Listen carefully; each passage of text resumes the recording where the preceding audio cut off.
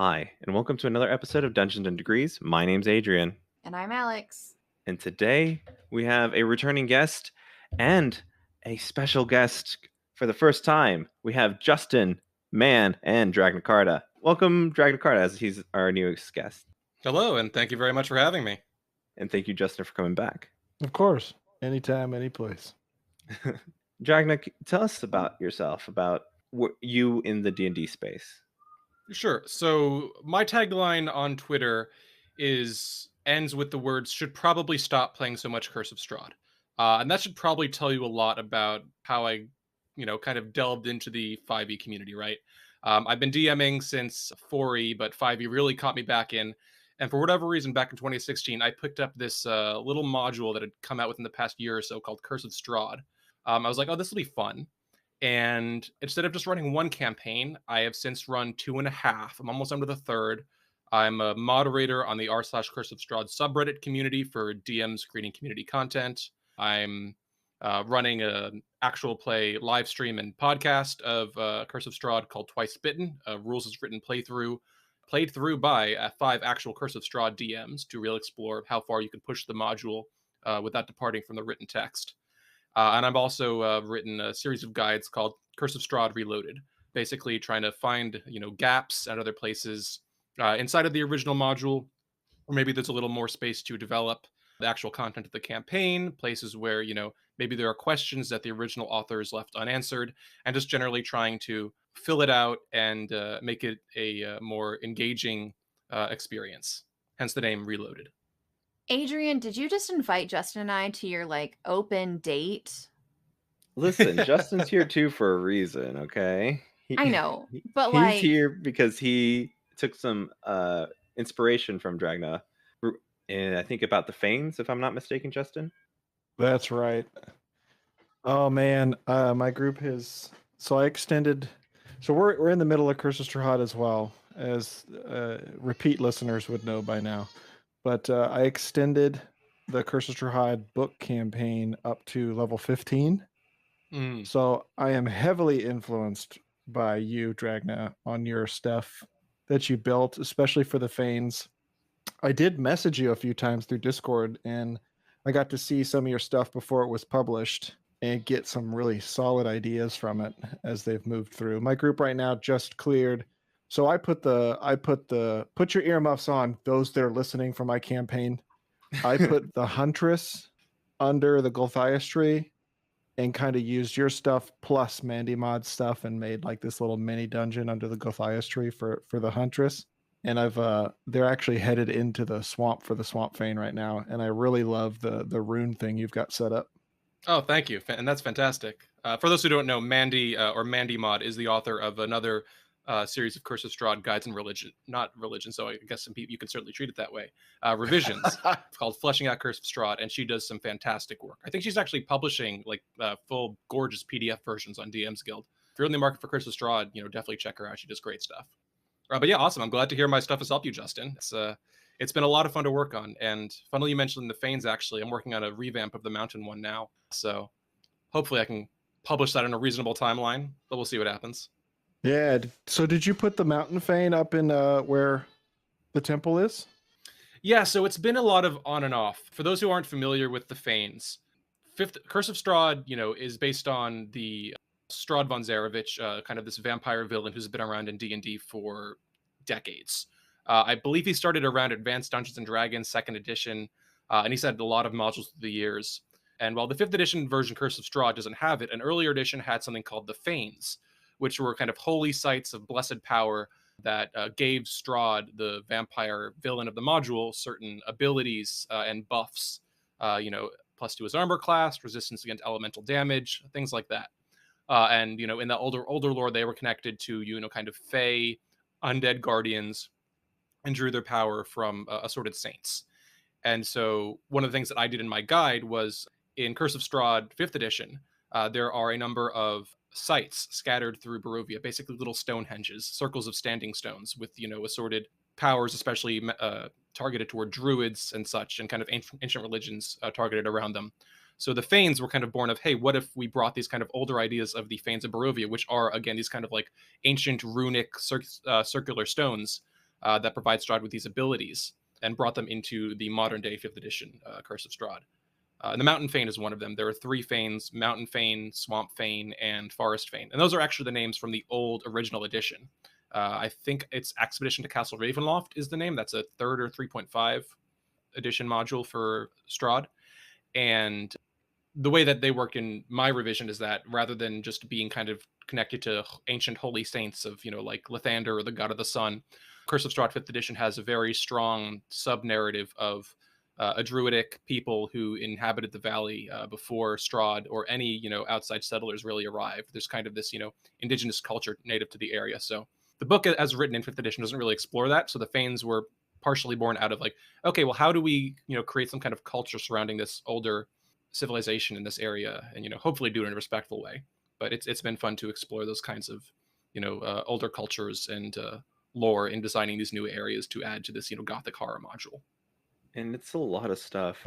Mandy, when we had her on, I want to say like back in October or September, said that you wrote like thousands of or like 1,500 words or like some ridiculous amount of like information just for Curse of Strahd. And you speaking on it currently is just like, yeah, there's a reason. You know all this background. I mean, I've been drowning in it for the past 5 years, like ever since 2016. Like, funnily enough, Curse of Strahd Reloaded was not my first Curse of Strahd guide. I saw this other person, u/Paintrana on Reddit, posting on the D&D Behind the Screen subreddit, and they were posting, what I have learned from running Curse of Strahd.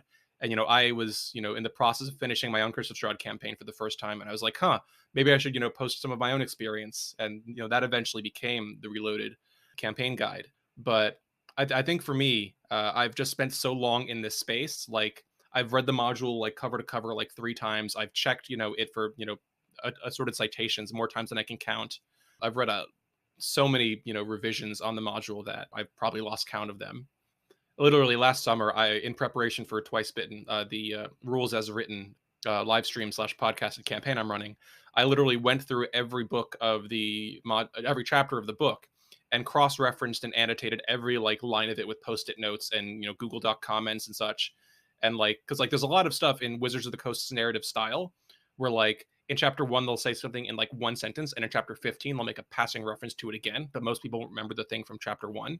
So I went like in this deep dive, like it was nuts. I still see it in my dreams sometimes, probably. But like the benefit of that is that you get very, very familiar with the content in a very specific, singular Wizards of the Coast 5th edition module. It's like that one XKCD comic of the 2 guys trapped in a box for a year, and they have the only form of entertainment is like pictures of Joe Biden eating sandwiches.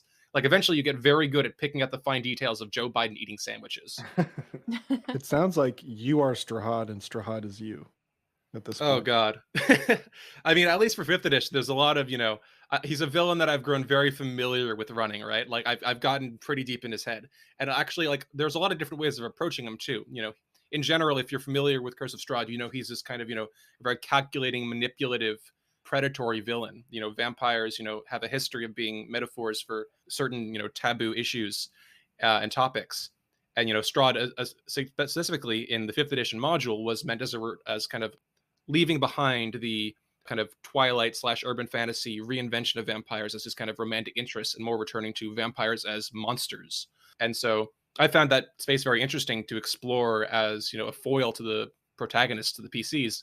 But I think on top of that, there's so many different dimensions to that. There's, Strahd in the style of Dracula from Castlevania. There's, Strahd as this, emotionless, predatory, torturous monster. There's Strahd as this kind of, lure, this kind of manipulative person who's trying to corrupt you to his own side. And so there's not just one Strahd, right? He's such a timeless villain who's been explored in so many different ways. I mean, whenever someone comes to me, like in my Patreon Discord, pings me on Twitter, and they're like, hey, Dragna, how would you approach, Strahd in this scenario? My first question is always, who is your Strahd? Where is he coming from? What does he want? How does he think? Because, there's not just one rendition of this character. He's had so many inventions over the years, and so many DMs explore him in different ways.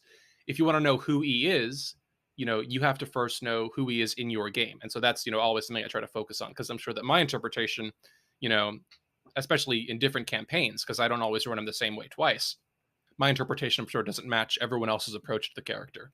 So that's something I always try to impress upon, just because it's such a broad and varied field in terms of how you can approach that interpretation. I need someone to run Strahd like Edward Cullen, and I need to be a part of this game, please. So if anybody needs that in their life, this is my official call to arms. It's funny. I actually have a friend who's a player in a game run by and for DMs who are very into the whole Ravenloft campaign setting. Ravenloft being the setting where Strahd lives, this kind of gothic horror / just general horror D&D campaign setting for those who aren't familiar with it.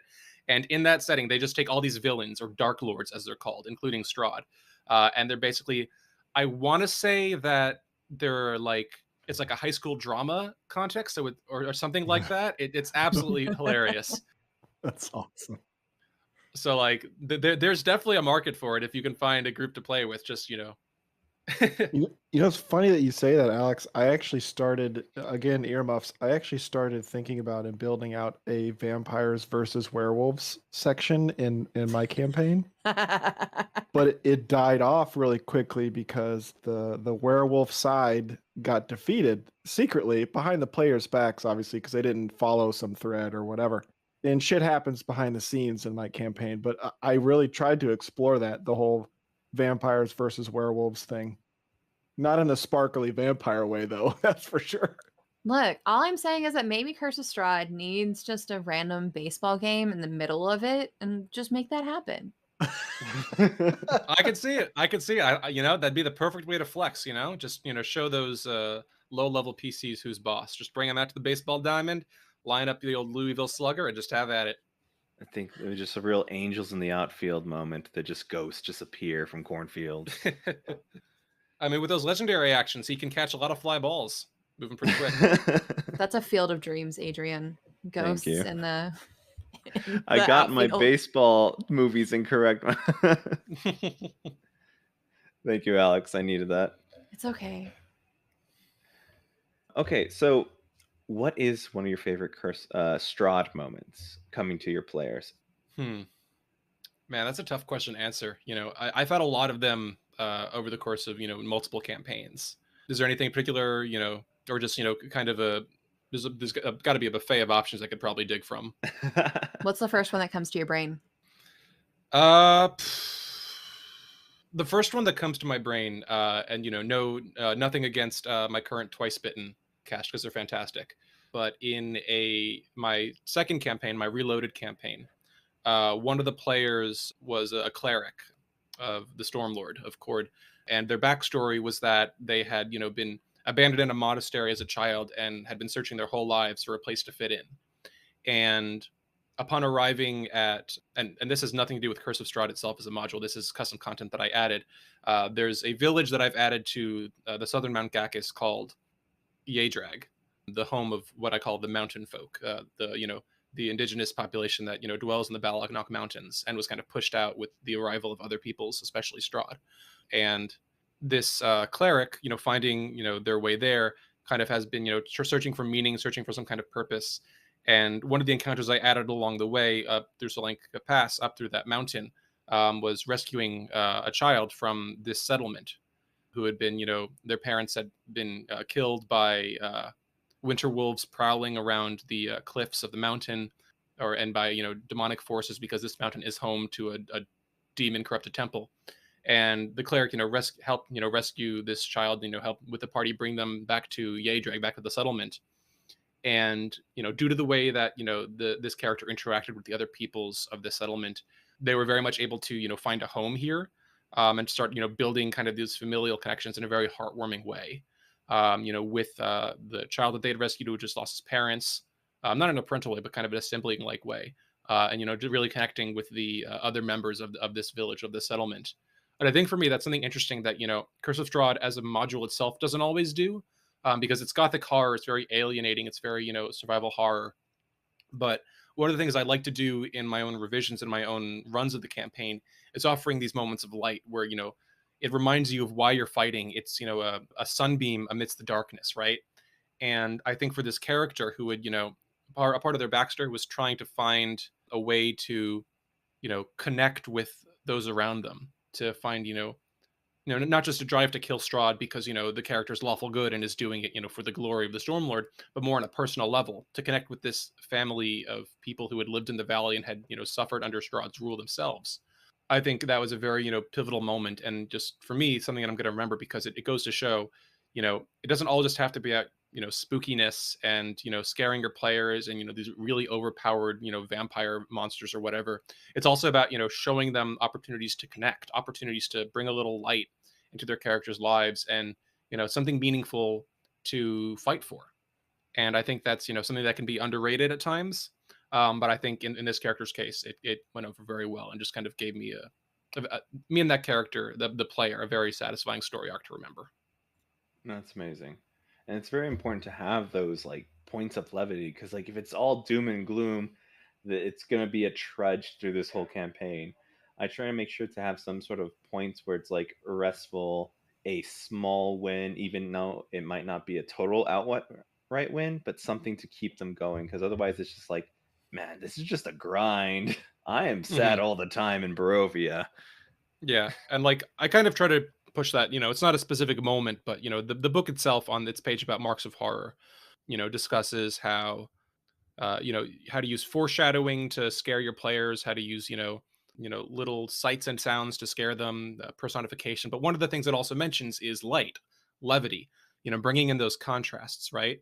And something I try to do, for example, in Curse of Strahd, there's a family that owns a tavern and a winery called the Martikovs. And they're secretly members. Actually, I won't go too far because player spoilers.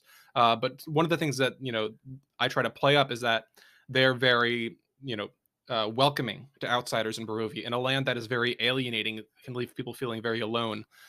They create a home that the players can return to at their tavern. And I think for me, that again is very kind of this cornerstone of giving the players a place to return to, of giving them allies and friends that can remind them that there's light in the darkness, and just kind of helping to form this emotional core because playing a horror can be taxing, it can be exhausting, but having a place, whether that's allies or friends or a safe space to return to, can really recharge your player spirits and enable them to continue going on that very dark journey. So I think that's one thing that I've really learned over my time running this module is it's so important to give them those spaces of light and levity. Yeah, that's amazing. I had a question. You have so much lore and thought behind your campaigns, especially for Twice Bitten and your previous campaigns. This is a sort of a side question. How do you set the table for your players in terms of expectations? Or how do you expect them to participate in your world? What's a no-no? What's a please do this? I encourage it. How do you kind of set that table? Do you have a session zero? Oh, absolutely. I think in general, it does depend on the audience, right? I've run games for coworkers, I've run games for, friends of friends, usually not long-term campaigns. But if I have a lot of experience running for newbies, right? And so if I'm running for a group of new players or players who are returning to the hobby after a few decades of being off, then I'm going to be a lot more lenient. I'm going to try to meet them where they're at. I'm going to try to just gently slide them and give them as good an experience as I can. And if there are issues in the process, usually new players tend to bring a lot less baggage, a lot fewer expectations, so it's a lot easier to mold the session into something that they can enjoy. And if things pop up as they go, then it's easy to revisit. I think in general, though, for more long form campaigns, especially with more experienced players, as Twice Bitten is, as my Reloaded campaign was, especially for if I were to do long term campaigns going forward, aside from, continuing, with the Twice Bitten cast. Session zero, absolutely, absolutely essential. You've got to understand, your players' goals for the game, where they're coming from. And that's not to say that you have to agree on everything. In Twice Bitten right now, we have a few players that are very much into the role play and are not very comfortable with crunch. We've got some players who very much love viewing D&D as a puzzle and as combat as this tactical experience to be solved or optimized. But I think that doesn't mean that they can't be part of the same group. What's important is that they're all interested in the same overall experience, right? Like they want to tell a story, they want to explore these characters, they want to really come together and explore this and create this narrative together. Which not every group wants to do. I think fundamentally a lot of what Session Zero should be about is finding out not just setting common expectations, but finding, whether you're able to provide for each other the experience you're looking to provide. I'm just kind of taking a quick tangent. I play Magic the Gathering, the collectible card game. And, if you're going to play, certain formats at stores, I play the Commander format, EDH, where there's like a lot of variation between power levels and decks. Like some people want to play like really cutthroat competitive stuff, and some people just want to, play some fun cards they found and, chill out with their friends.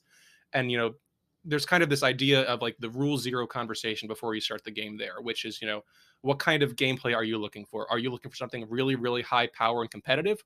Are you looking for something that's just, kick back and relax and just play cool cards and have a good time with your friends? Because those are two very different experiences. And part of the importance of having that initial conversation is figuring out whether you're looking for the same thing. Because D&D is not just one game. D&D is a kaleidoscope of games that means different things to different people, right? And so if you're just looking for a beer and pretzels game where you just kind of kick back and throw dice and have a good time with your friends killing goblins, or if you want as Twice Bitten is a very in-depth game about role playing and storytelling and building a narrative and kind of working meeting the game world on its terms, or maybe you're someone who's really into playing your character and expressing yourself through that character, and you kind of want the very traditional fantasy medieval experience, but you're still not really looking at the character as part of yourself. It's just the controller through which you engage with the world of the fantasy, of the medieval fantasy kind of ideal. I think session zero is very important for hashing out, is everyone looking for the same kind of experience? And also there's obviously it's all the those you have to get through, like homebrew rules, how deadly is the campaign, how the DM's going to approach things like lines and veils, which are very important, X cards, triggers, and the kinds of themes and narratives and topics that you're interested in, and genres as well. But I think at its core for me is for me, what I'm looking for at this point in my DMing career, so to speak, is those narrative games, where everyone's meeting the world where it is. I have a lot of respect for people who run these kind of like Skyrim-esque games. I've run stuff like that before, where it's about you engaging with this world and having a good time poking around and messing around with that world. But for me, I'm very into games where the players and the DM are all meeting each other in the context of the game world, and there's a certain level of willingness to immerse themselves and willingness to kind of work from a meta angle to construct the best story collaboratively that you can, while still working in the confines of D&D's mechanics and system. And so for me, that would be my session zero, like, hey, this is what I'm looking for. And if someone is looking for something else, then that's fine. That just means maybe we're not compatible, and maybe another DM would be a better fit for them. But for those reasons, I think that session zeros are absolutely essential, because you've got to know if you're looking for the same kind of experience. And if not, there's nothing wrong with that, but you have to have that common understanding, because not having that common understanding can lead to a lot of problems down the line. Yeah, no, totally agreed. Have you played newbies, and obviously you've played experienced players in Curse of Strahd, and could you articulate maybe a specific difference in, like, hey, I mean, obviously you've never played D&D before versus I want to go narratively. How do you think about approaching specific scenarios, or maybe the campaign as a whole, and is there a specific change that you make? Mm-hmm. So I'll say this with the upfront disclaimer that all players are different, and I'm not going to try to generalize to the broader population. But in my own 100%. experience, I've run for two groups of first timers ish, and that was my first campaign, my reloaded campaign, and my third campaign, Twice Bitten, is obviously with mostly very experienced players, DMs. And so I think the big difference between them, I mean, first off, it depends on where they're coming from, right? Like even just between my two campaigns. In one campaign, I had players who did not have very much of a traditional fantasy gaming background. Like they were nerds, but like nerds in their own little nerd fiefdoms, right? Like they weren't coming at from the perspective of, oh yeah, I played The Witcher, and I watched Game of Thrones, and I really like this specific medieval fantasy that D&D sells to these audiences. Like they were kind of this assortment, and for them, a lot of the fun as they got into it was exploring these genre tropes, really getting a kick out of the vampire, the whole Dracula idea, about these spooky gothic monsters, about connecting with the NPCs, but like still not entirely going with their characters, but just kind of pushing and seeing where they could push the narrative, and seeing how much they could push at the boundaries of the genre cliches and such they thought they were in. So that was a lot of fun. Yeah, That that sounds campaign cool.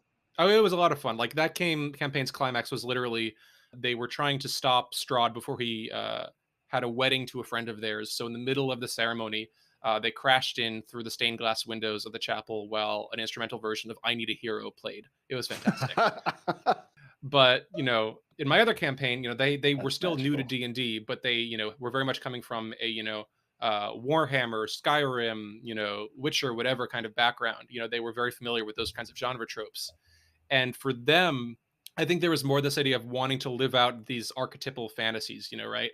Like the valiant paladin knight, the good cleric of the gods. They were kind of interested in, rather than pushing the boundaries of the genre and, getting a chance to play the roles of these very archetypal characters that they had enjoyed in their favorite fantasy spaces.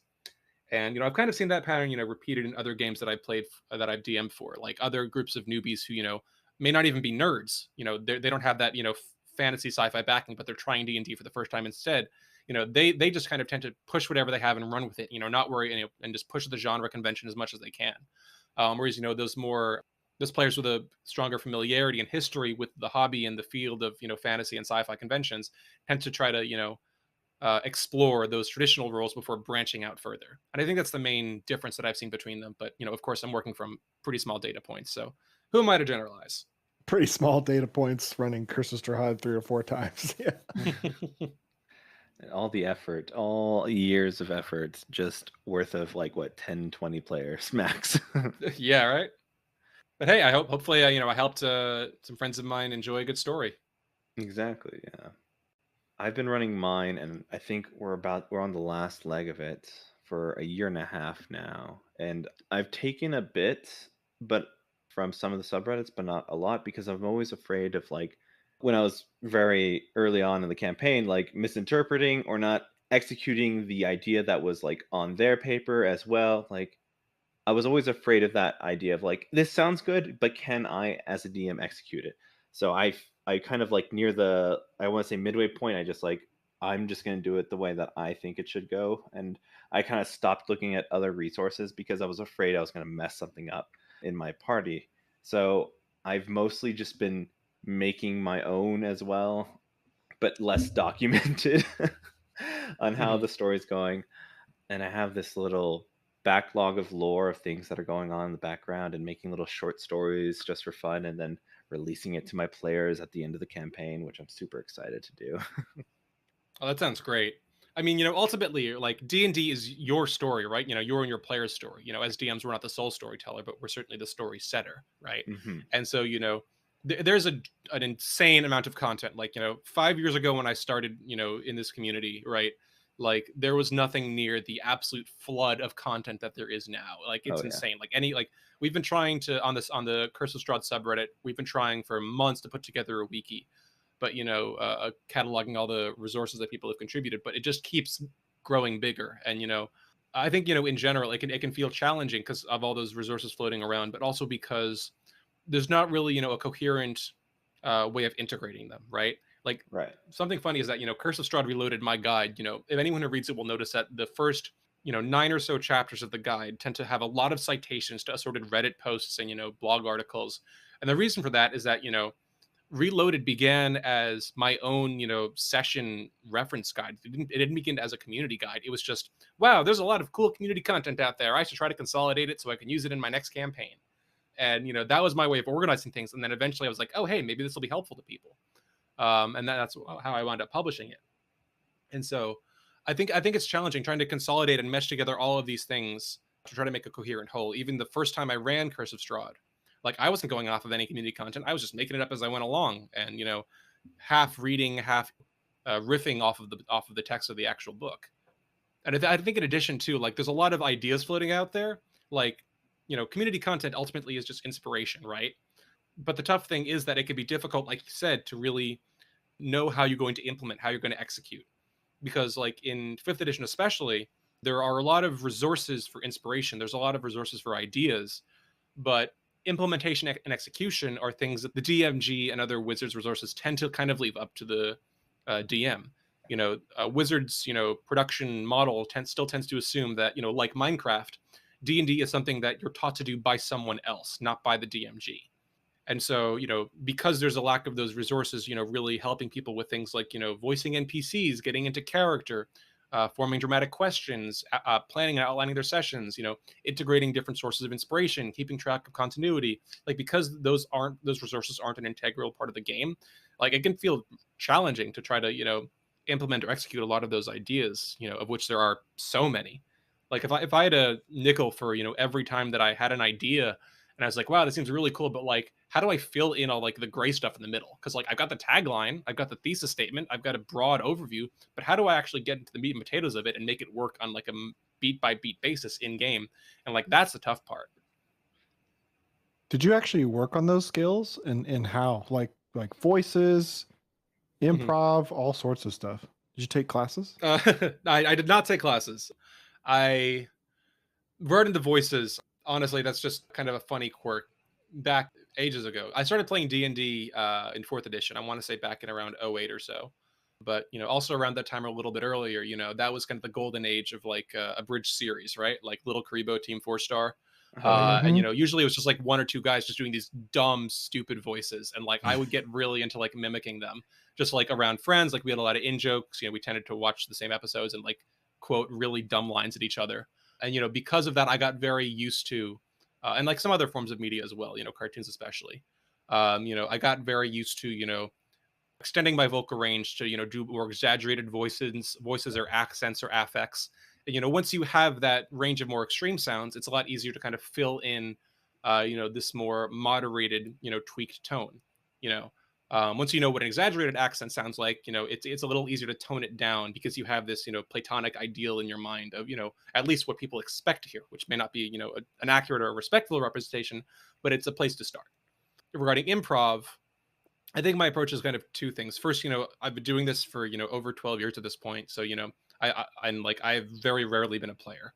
So DMing is just something I've gotten very used to doing. When I was younger, when I was newer, I was not nearly as good at, running with it as I am now. But part of it also is that, my secret ingredient is that I almost never improv. Like I will improvise, line by line text. I will improvise dialogue. I will improvise narrative descriptions. I will improvise, play by play narration in combat. I might improvise, a few lines in a long conversation with an essential NPC. But like 99% of the stuff that I do is just, filling in the gaps of outlines that I've already prepped in my session plans, right? Like, once I know that, Lady Fiona Voctor of the Valachian town of Barovia wants to achieve, these 4 things in her conversation with the PCs. And once I know, that the PCs want to achieve these 4 things in their conversation with Lady Voctor. And once I know what all the PCs' backgrounds are, what their temperaments are, and what their attitudes are. And once I know what my players are like, it's very easy for me to work within that sphere and, prepare the least amount possible so that I can fill in the gaps by just improvising those little line by line tweaks, what a module might present as box text.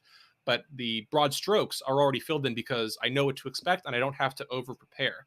Like someone on Twitter asked me the other day, like I posted a session plan just from one of my sessions and someone was like, wow, how many branching possibilities do you prepare for in a session? And my answer was like usually 1, maybe 2 or 3 at most. And that's not a sense of like predicting what they're going to do in a single encounter. That's just like, oh, maybe they'll go to like one of 3 different locations because they were going to check all of these out and they still haven't hashed it out with each other. And even then, that's a very, shallow why. That's not going very deep. That's just, again, having that broad strokes for a number of different options. And when I can, I try to corner them after a session, say, hi, we just finished a session, but I need to prep for the next one. Tell me what your character wants to do. And I'm not going to let them go until they tell me what their character's plans and priorities and goals are for the next session and the forthcoming arc of the campaign, because that lets me, prepare accordingly for the next session so that I have all the content that I need to minimize that improvisation. Like, despite what I said about, line by line, like narrative descriptions and like dialogue, I am terrible at content improvisation. If you like are like chasing a thief down an alleyway, like in Waterdeep, let's say, and like you said, and the thief gets away, and you're like, okay, I want to go to the temple nearby. There's got to be a temple, right? I'm like, yeah, there's a temple, I guess. Who's it a temple to? It's a temple of the Morning Lord, I think. Okay, what's inside? There's an altar. Yes, there's definitely an altar. Like, obviously, like I've gotten better at this over the years. Like I'm very comfortable with drawing on, tropes or cliches or other settings that I've envisioned over the years, drawing on actual plays, games that I've run. Like I probably have a much larger mental toolbox than I used to for improvising that kind of content. But like I would never be able to improvise like a random dungeon and like everything in that dungeon and like all the monsters in it. Like it would come off as terrible. And like I own that about myself. I'm not a structural improvisational person. I'm just someone who has a very strong comfort level with, you know, fiction writing, and specifically the nuts and bolts of writing dialogue and writing, you know, flowery narrative descriptions. Like anything beyond that, I gotta have an outline in front of me, man. I cannot, you know, just make up structural stuff on the fly. So I guess that's my answer, is that I'm good at improvising the little things, but I'm actually not nearly as good at improvising the big stuff as you might imagine. And 99% of that is a very regimented approach to game planning, knowing my players, knowing my setting, knowing, you know, my storylines, and manipulating player psychology to get them to go where I want them to go. That last line's my favorite. It's a lot easier than you'd think. Maybe I'll publish an article on it sometime. But like players are a lot easier to manipulate than you might think. And I mean that, you know, I don't mean that in like a weirdly like Hannibal Lecter, like, you know, kind of like villainous antagonist kind of way. I mean, like your players are looking for a certain experience. You know, their characters have certain blind spots, have certain, you know, things that they want to fulfill. And, you know, the way I say to you know, anyone who asks is, you know, they're like, hey, Dragna, my characters are going to go to, you know, this high level area, or like, I'm scared that they're going to hear about it and they're going to go there and they're going to get TPK'd. What should I do? And my answer is always, if you don't want them to go there, don't tell them about it. Right? Like we talk a lot about immersion and, you know, being true to the world, but like controlling the information your players get and how that information is presented, like that can solve so many problems in terms of, you know, predicting and controlling what your players do. You know, it's that classic, you know, psychological thing where, you know, if you describe box text in a module, there's a reason why the most important thing is always described in the last sentence, because that's what people remember. All the stuff in the middle, people's brains, psychologically speaking, don't process that as deeply as the first or final sentence. So if my players walk into a room and like, let's say, you know, there's a potential trap in there, but I want them to ignore the trap, I'm going to put the description of the potential trap in the middle of my description, start with something colorful at the beginning, and end with something that's an immediate call to action, like a goblin pointing a crossbow at them. So it'll be like, oh yeah, you walk into, you know, the chapel, there's an altar there, there's a long rope hanging across the side door, that's, you know, looking pretty, you know, thinly stretched and connected to something in the walls. There's some bookshelves off to the side. You know, there's some beautiful stained glass windows with the light streaming in, and at the center of it, kneeling before the altar, there's a goblin pointing a crossbow right at you, with a snarl that says, "You feeling lucky, punks?" And no one's gonna care about the rope. No one's gonna notice it. They're focused on Bob and the Goblin pointing an arrow at their faces. But I mentioned it. I'm being fair. So, you know, there's a lot of little tricks you pick up. Man, I'll tell you what, you are a Magic player. That's for sure. I'm convinced. I played when I was when I was in high school. I actually just bought one of the boxes. They just released the D&D box this month. I bought one of the box of booster packs just for old time's sake.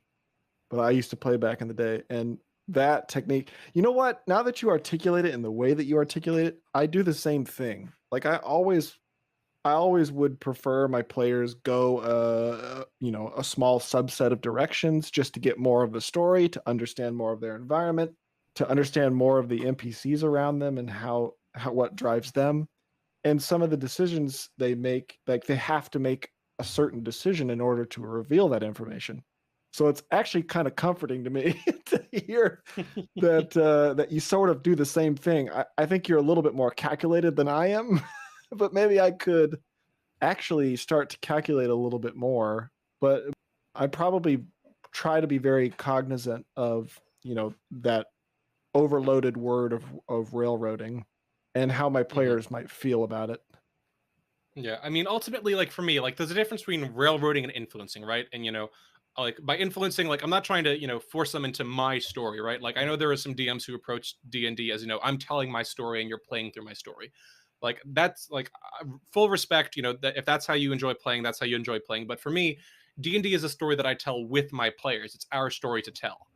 You know, I don't want to take away their agency. I don't want them to play through the motions of how I, you know, by forcing them.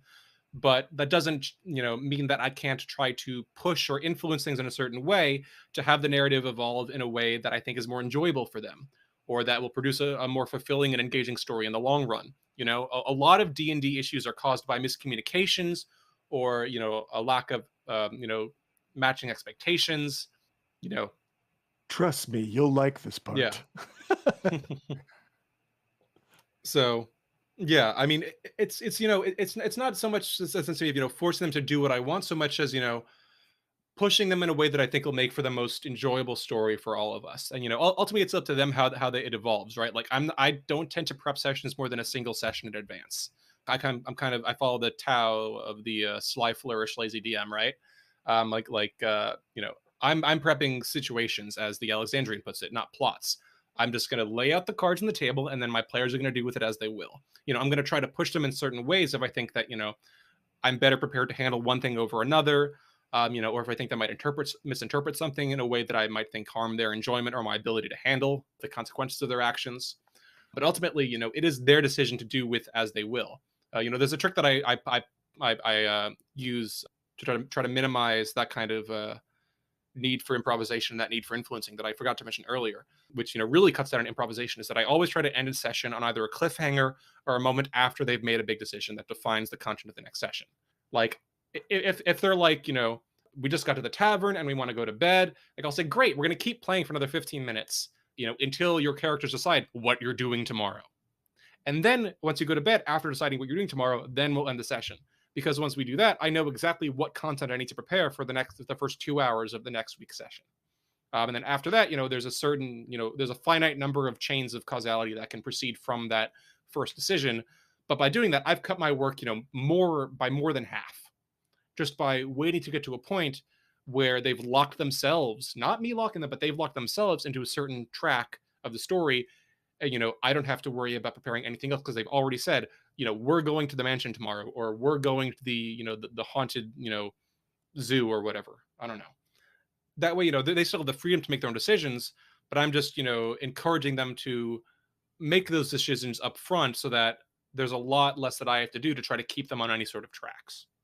Yeah, for sure. I had one actually come up recently. There was a point in the story where they had completed something major. They found the Mad Mage. And at that point, they were trying to make the decision whether they're going to go to the Gulthias Tree, Amber Temple, or the Swamp, or Valkai, all at the same time. We ended a session, and this was totally my fault, but we ended a session not having made that decision. So the following week, I was prepping 4 locations.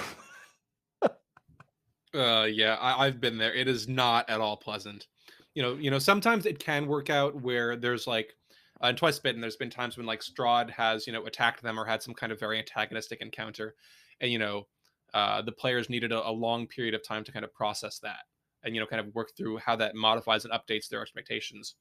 But, even so, like I find it to be more productive and fruitful if that kind of processing happens after the encounter, which is, again, returning to cliffhangers. Why my favorite way to end a session is there's a knock at the door, you open the door, surprise, it's Strahd, the session is over. And then next session, we get to actually have the encounter and the aftermath and the processing and the what the hells do we do next conversation. Of course. It's the Strahd's at the door trope. Yep, exactly. And like it minimizes my prep. I just have to prep this one encounter, give them time to, role play and talk amongst themselves afterwards. And, I already had a approximation, because I'm still messaging them in between sessions. I'm asking them, what are your character's goals and priorities? What are their expectations for this encounter with Strahd? What do they want to do after this encounter with Strahd? That sort of thing. And so I can still use that OOC meta knowledge to, structure my planning. Because I think that one thing a lot of DMs are very reluctant about is to try to make their D&D sessions feel any less organic, right? Like people are very dedicated to, I'm going to put the content out there. They're going to do with it as they will. And then I'm going to go back to the drawing board and just silo myself and develop everything in isolation. And then I'll come back next week and we'll do it all over again.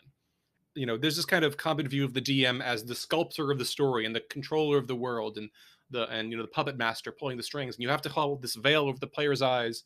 And if you pull away that level of immersion for even but a moment, the experience is ruined. And I think that's a perspective that, gives players far less credit than they deserve. Because they're looking to tell stories of their own, especially insofar as their characters are involved. They have certain expectations and hopes. They have goals. They have things that they may be missing, things that they may be miscommunicating. They might have concerns that they're not able to share because you're not giving them an opportunity to. Like there have been times when players have said, like, have mentioned to me offhand, I'm kind of interested in this storyline, and I've like said, okay, great. let's set up an opportunity with this other player character or this NPC for you to have this kind of scene in the next session or like in an upcoming session. And, to a lot of new DMs, that's horrifying. You're artificially creating certain scenes. You're railroading. You're taking away agency. But the way I see it, I'm giving opportunities to tell a story that the player is interested in telling, right? I've had players who independently of me have coordinated between themselves and said, hey, next session, my character is really frustrated with what your character is doing, about a certain, plot line. I'd like to hash that out with your character and have an argument about it. They'll just do it independently. And, when a good moment comes, they'll just start arguing with each other and everyone will kind of enjoy being drawn into the scene that the players, not the DM, initiated. And so I think if I could give one recommendation to DMs, trust your players, bring them under that curtain, let them have a hand. And, maybe they're not, controlling enemies in combat, but, certainly suggesting, certain scenes that they would like to occur or certain arcs they would like to happen to their characters, right? Like if your paladin, has in the back of his mind, or if your cleric thinks in the back of her head, like, I want to have it a redemption arc or a crisis of faith arc, like that's going to do no good unless the DM and the player are talking. And for a DM who's never done it before, it can feel very artificial. It's extremely rewarding once you realize that you are all players on a stage. And the stage is not who you are. The stage is what you choose to put on it. And no one's ever going to blame you or think less of you because you decided to put one thing on the stage and not another. And I think that's a very freeing and very rewarding way of looking at what goes on in and out of a D&D session. That's beautiful. Sorry. Silence. Sorry, thank you. I think I went on like 3 different tangents there, but Silence after that comment of epic proportion.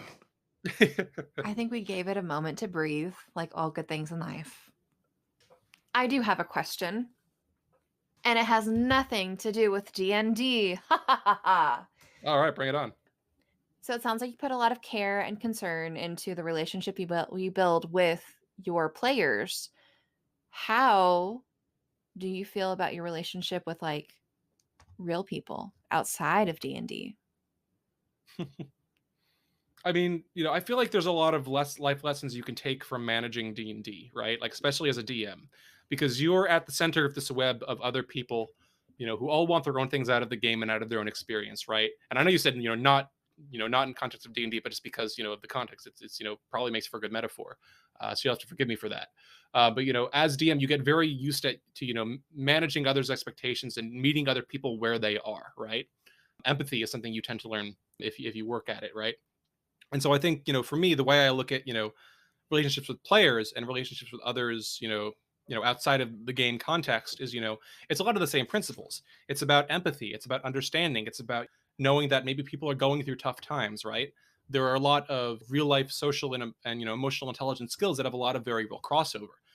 Because ultimately it's a collaborative context. It's all about, dealing with people and working with people and trying to, develop good relationships with people. And that comes from, being honest, being thoughtful.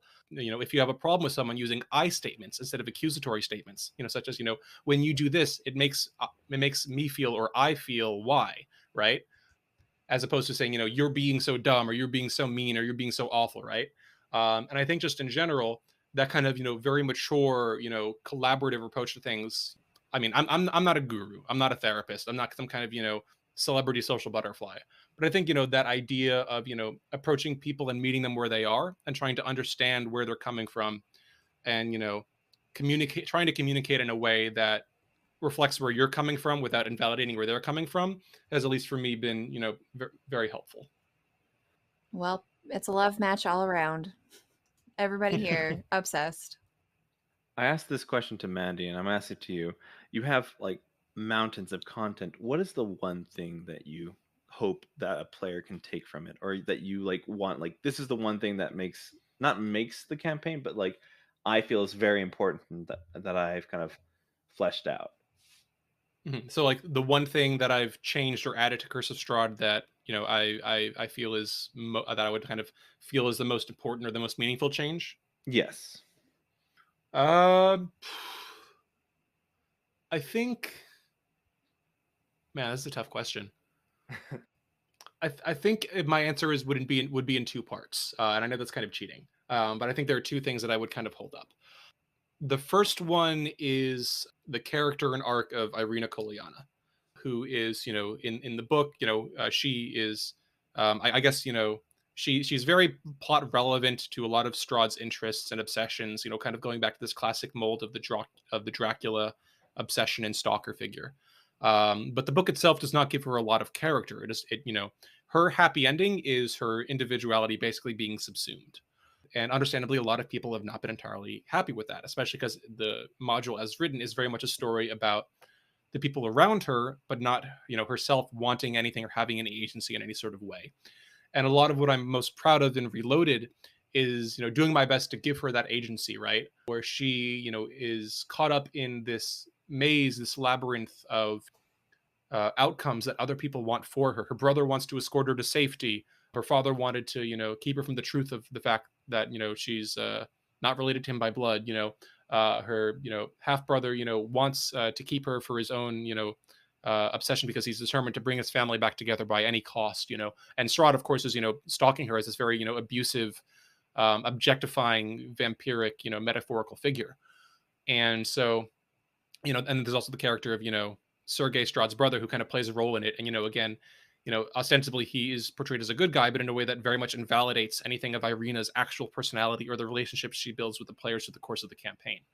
And so one of the things that I'm most proud of in Reloaded is, doing my best to tug at that and expand that into an arc where she has the choice to, where everyone is pulling at her from different angles, and rather it's her choice based on how she interacts with the players, what options and opportunities they give her, and, how they treat her as a person, that can really give her an opportunity to grow and flourish and become so much more than that, and ultimately choose her own path and, seize control of her own history, of her destiny and her fate, and join with the players as opposed to just being the damsel that they have to defend and escort.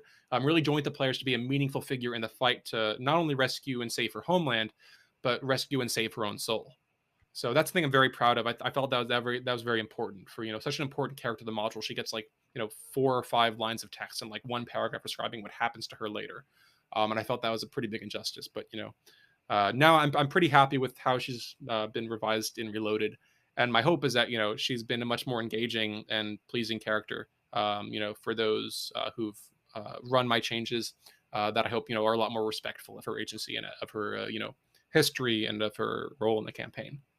The second thing that I would have to say is, on a more structural, holistic level, is Curse of Strahd, like a lot of D&D modules, is laid out in this very narrative sense, which is, entertaining to read through, but is not very helpful for, getting this top level idea of how to, like we said earlier, implement and execute the moving parts of a campaign.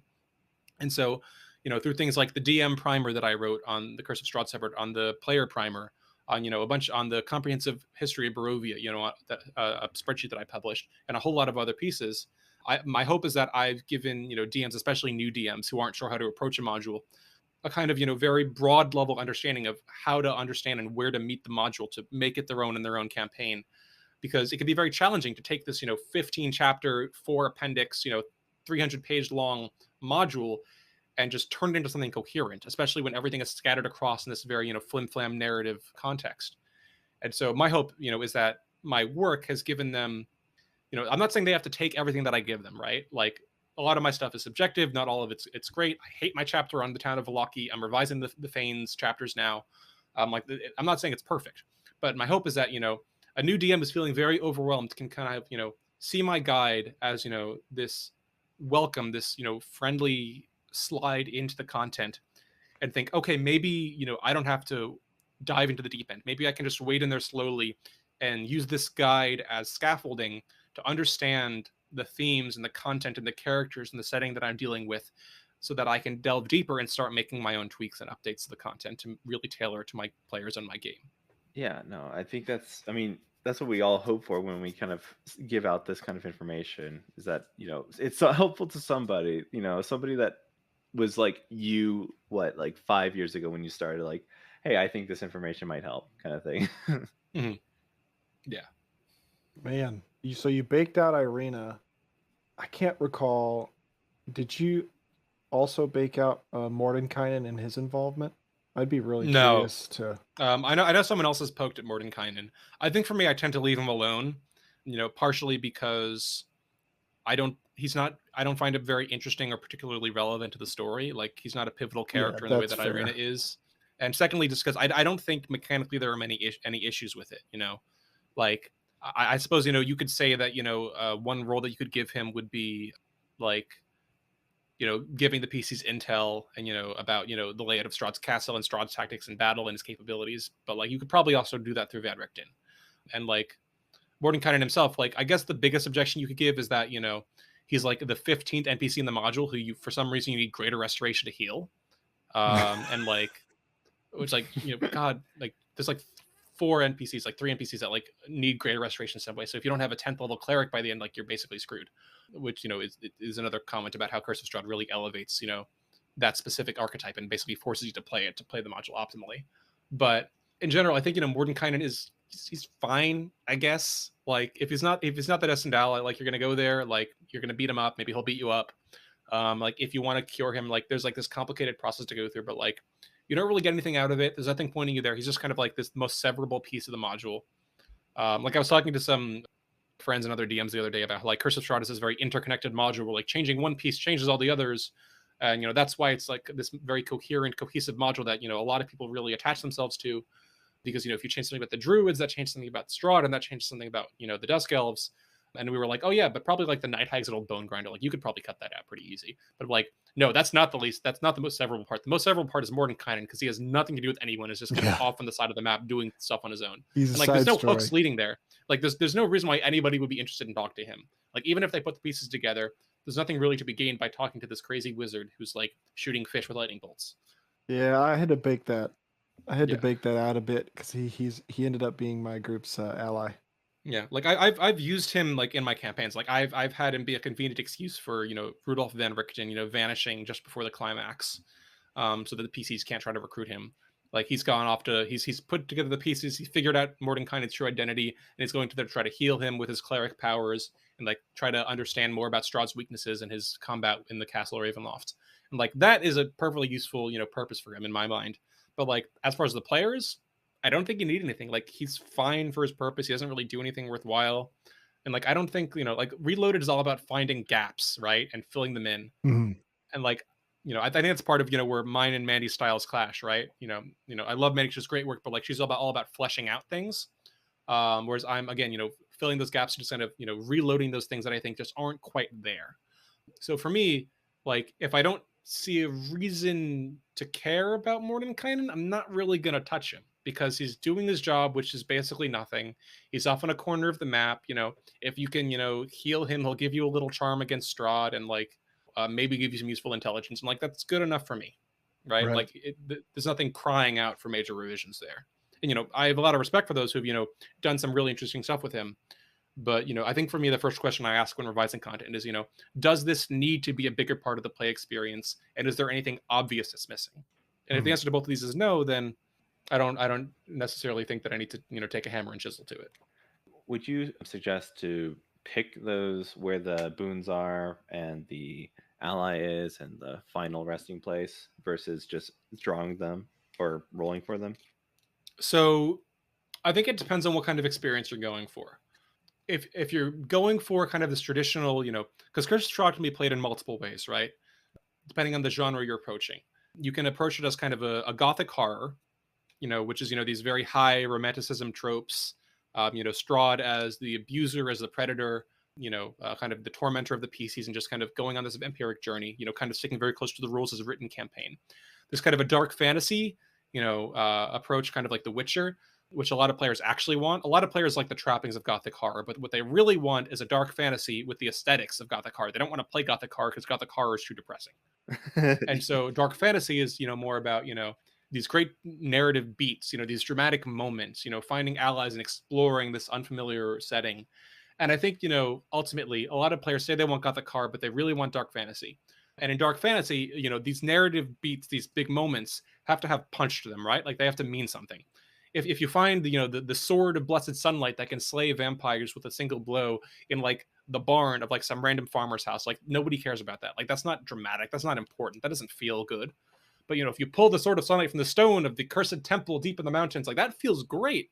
That makes you feel like freaking Geralt of Rivia, right? Like that plays into the fantasy of the dark fantasy setting, where you have these larger than life, meaningful dramatic moments. Whereas gothic horror is a lot more about the personal conflicts. It's not about these big dramatic genre tropes or these big dramatic narrative beats. It's about the interpersonal drama and the exploration of the self. And so in that context, because there's so much variation in how the campaign can be played, if you're going for a very, rules as written approach with a very gothic horror, very dreary, very bleak, very, focused on the characters' inner journeys as opposed to their external journeys, I think doing the Taroka reading, which places the foretold items in the destined ally throughout the module randomly, I think that works perfectly fine because that sets the characters up to go on their own unique journey, especially because something I tell people over and over again, which is surprisingly obfuscated by the text, is that, Curse of Strahd is all about this Taroka reading, right? Where you go to Madame Ava, the Vistani fortune teller, and she reads you your fortunes and tells you where you can find the artifacts that will defeat Strahd, and gain you freedom from Barovia and free the people of the land. There is nothing in the module leading to her except like 2 or 3 different places in the mid game. Like every DM I know runs that and that fortune telling in like the first 5 sessions, but like in Twice Bidden, it's just like 100% rules as written. We didn't get there until like episode 28, right? Like it like, and they had to find a very specific NPC who could give them a recommendation to go there.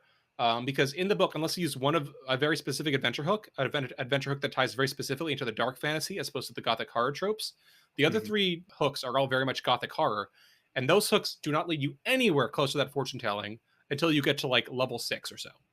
And I think once you get to that point, there's a lot more flexibility and freedom to have these items just randomly scattered about in wherever the gods might place them, which can make that experience rewarding, especially if you're revisiting places that you've already seen, in your prior attempts to escape and understand Barovia.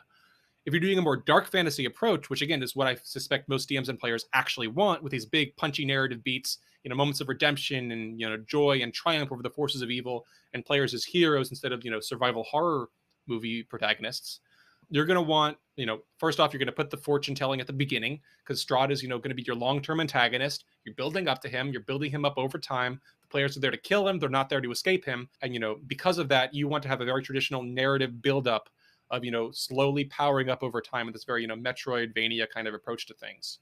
And for that purposes, I think, absolutely rig the freaking card reading, right? Like you want those items in specific places where they'll deliver the most narrative bang for your buck, especially given the relative power levels of these options and, the potential options that you can choose. Right. So I think it depends on how you approach the game and what kind of genre and what kind of feel you're going for and what kind of genre and feel your players are hoping and expecting for. Have you ever made your own tarot card, whether it be an NPC or a location? Once. I thought it strange that Izek Strasny, the enforcer of the guard and the Baron's right-hand man in Vallaki, was not a potential ally. So I made him I'm not an artist. I just added in like the Taroka readings, like add like the butcher, and like if you get the butcher, or like if you replace, like I replaced one of the executioner options possibly, and like I added Izek as an option because like a lot of campaigns, especially ever since Chris Perkins did it, make Izek kind of this more friendly or redeemable figure. And I was like, there are a lot of dumb NPC potential allies in here. Izek would work better than like a good third of them.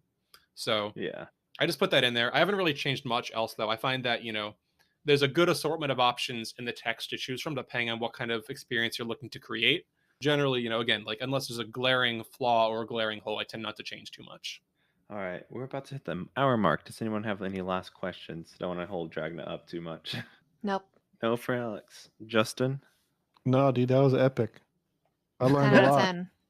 I've learned from Dragna that I need to read more books. Yeah, there's definitely, a lot of my narrative styles I have just cribbed wholeheartedly from a number of fiction authors. So I would definitely recommend that if there's one takeaway. Find some authors with a really strong narrative voice and just go off on them. Yeah, that's what I'm feeling, because the Curse of Strahd in its entirety is based off of the narrative. The characters are very well fleshed out and super, super old and have a lot of lore. But that narrative draw and understanding the ways that you can take it are going to be huge to the way that either your players want you to run it as a DM or the way that you want to run it. I think I need to find more books. Alex, we'll be in touch. I know you're a book reader. I think they're boring. Look, right now, I don't know if I'm the person you want to talk to because I pulled a bunch of books from the library for my kiddos. And so I've got that young teen, That YA novel stuff right now? No, not YA. We can't do YA. Look, Court of Thorns and Roses is listed as YA.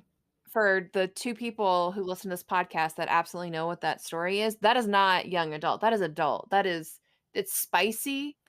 So we're not doing spicy in a third grade classroom. No, we're not. We're talking about I like this boy, but they don't like me, or it's a coming of age. I'm coming out as whatever, or I need to win this race, but my grandma's at the hospital. What do I do? Like, that's the level that I'm going to be at. So, Justin, if I find anything, I'll give it to you. Yes, please. I will take it. You know what? Then I'll just straight out ask it. What's your book recommendation then, to kind of get that feeling of from gothic Dragna? horror or narrative? Oh, it's a good question. Dang it! I would have to say, there's a bunch of authors that I've read a lot of. Jim Butcher, the Dresden Files series, is a very strong a protagonist with a very strong and clear voice, very snappy, clear dialogue, and it's urban fantasy. It's excellently written. Obviously, if you're looking for very like kind of deep medieval fantasy descriptions, it's a little self-indulgent, but you can't go wrong with George R.R. Martin, Song of Ice and Fire. And as for just kind of the biggest inspiration I take, though, is from, it's funny you mentioned young adults. I've been reading this series since I was like 10 or 11, and like it holds up. Like it's a series that treats its readers with a level of respect that I've rarely seen in other young adult media. It's the Young Wizard series by Diane Duane. She's an absolutely gorgeous narrative voice. There's this one description of how the Earth looks as seen from the surface of the moon that just makes me tear up every time I read it. She has such a way with words, it's almost poetic, but it's all prose. And just, between her and Jim Butcher especially, these very, strong, dramatic, narratively piercing moments of descriptive text and narration that really just stick with you for a long time, I think. And so I would definitely recommend giving her books a read. She has a gorgeous voice for narrative descriptions, especially in terms of metaphor and portraying, scenic descriptions the way that you wouldn't originally anticipate, with an absolutely gorgeously broad vocabulary. So I think those would be my top three: Jim Butcher, Diane Duane, and George R.R. Martin. And one more for the road. Who's your favorite character from Curse of Strahd? Hands down, Erwin Mardukov. I mentioned him earlier, as this character. He's the owner of the tavern. He's got this own, secret, shady stuff he's involved in, in a good way, not in like a sketchy way. And like he's this very interesting, complex character. But I think for me, the interesting thing to him is that, he's a family man. He's a tavern owner. He's someone who's very secure and, is able to provide, a sense of comfort and welcoming to others. He's a very much, for me, when I run it, he's very much an emotional core of the module. He shows the players that light in the darkness and, gives them a place to recoup and regain themselves. I find it very enjoyable to, portray the meaningful relationships that he has with his children, with his family, with his wife, with his patrons, and the ways he tries to support the players as they go throughout their own journey. And so, I have some others that I enjoy, Esmeralda Davenier, the Vistana Monster Hunter. She's probably my second favorite because I play her as, this really sassy, fierce, determined, brilliant monster hunter, with her own issues and her own challenges. And I find her fascinating as a character. But as just an emotional core and just, this very simple, humble, yet complex web of relationships with others, I find Erwin Mardukov to be pretty hard to beat. Awesome. And last, do you have anything to plug before we wrap this all up? Sure. So if you're interested in getting my hot takes on Curse of Strahd and D&D, or just, throwing me whatever Curse of Strahd related, hot takes or hot topics you can think of, I'm on Twitter at twitter.com/DragnaCarta. That's DragnaCarta. I also work as a guest author with Flutes Loot. That's flutes as in the instrument and then loot as in treasure. I just published an article there about how to kind of engage your players in storylines and scenes by using a technique in fiction writing called dramatic questions. And making sure that all of your scenes and all of your scenarios have a purpose to them and have a central tension and a conflict and real stakes that your players can really sink their teeth into. And I published a few articles on there. So if you want to, some more of my long form stuff, you can definitely check out there as well. And then finally, I also have a Patreon, patreon.com/DragnaCarta. A bunch of different tiers, like bronze level, $1 a month. You get access to a Discord. You can chat with me about Curse of Strahd and D&D. Early access to my content. And I run monthly Patreon Discord workshops. We kind of do a little live stream privately, talk about a patron voted topic, and really go in depth on how I approach it, and have a nice back and forth while we try to build something together, demo something, and really go into the theory of how I approach different parts of DMing. There are upper tiers where you can access campaign planning templates, session plans, asking me questions and for advice about your campaign, and then like monthly mentoring sessions. The higher tiers, that's patreon.com/DragnaCarta. So if you're interested in getting more direct line, or if you want another pair of eyes on your Curse of Strahd campaign, feel free to check me out there as well. Yeah, this was just a sampling of what he has to offer. Well, thank you so much for having me. This has been a real pleasure. So you guys have been great. Thank you again. Yeah, no, thank you. It's been awesome. Justin, before we leave, do you have anything to plug as well? Oh man, I stream on Twitch. Tacos and Tabletop is the tag. We stream every Mondays, Thursdays, and Saturdays. Mondays is Curse of Strahd. I run the DM there. On Thursdays, I'm a player in another DM game that's 100% homebrew. And on Saturdays, we rotate DMs every month and play one-shots. You could run from 1 to 4 weeks. Check me out there if you want to see some action. I don't have any other social media. I need to get it. Oh, and shit, sorry, I completely forgot to mention, if you don't mind. Go for it. Go ahead. We spent a bunch of time talking about Twice Spittin'. If you're interested in checking out the live stream that I run, an actual play of Curse of Strahd for 5 other Curse of Strahd DMs, we dig deep into the rules as written module, really character-driven stuff.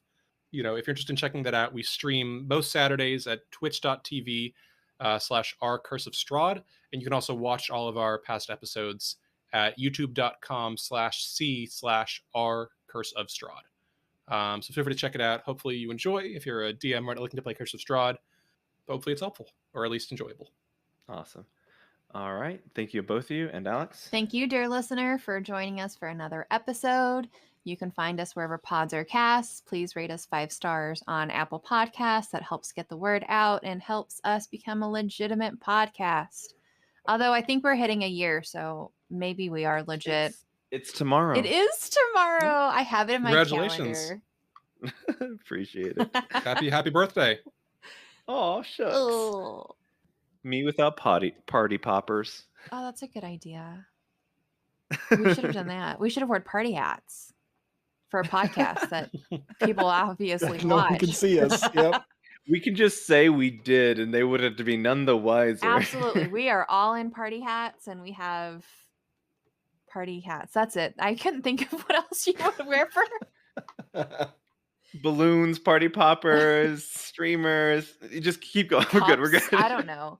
You can also find us on Patreon and all of the social medias.